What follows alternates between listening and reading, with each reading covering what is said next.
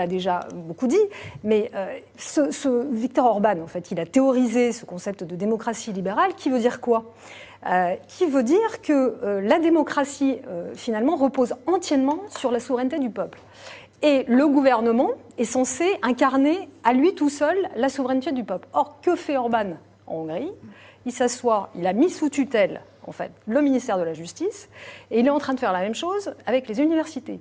Donc c'est accepter cette conception de la démocratie, je pense que c'est extrêmement périlleux à l'heure à laquelle nous sommes, de tension et de remise en question, même de validité de l'État démocratique. Donc vraiment, je pense qu'il y a un coup d'arrêt à mettre.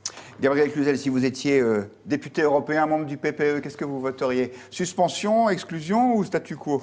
Alors moi, je ne partage pas l'avis qui vient d'être développé, je l'avoue.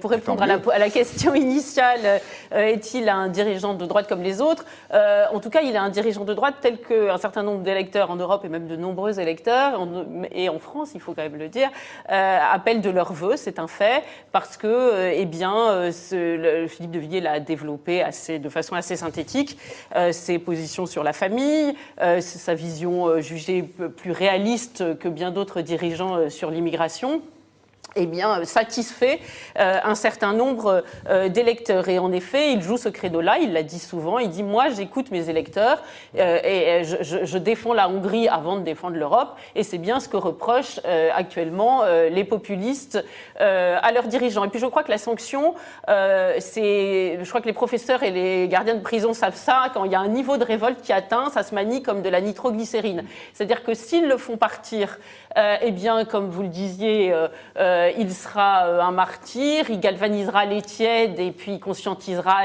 ceux qui n'étaient pas les indifférents. Et puis, en revanche, s'il reste, en effet, il y aura peut-être une contagion et on se dira tout est permis dans ce groupe. Donc, là, je crois que c'est quelque chose d'extrêmement crucial, mais en tout cas, s'il vire, pour parler vulgairement, je pense que ce sera vraiment une victoire à la Pyrrhus. Alors figurez-vous que peut-être que les gens du PPE sont en train de regarder point de vue, parce que selon nos confrères de l'agence Reuters, les dirigeants du parti voudraient gagner du temps, créer un comité qui irait en Hongrie pour s'assurer que l'état de droit est respecté comme il convient. Et puis je vous donne des réactions de nos internautes qui semblent apprécier Viktor Orban.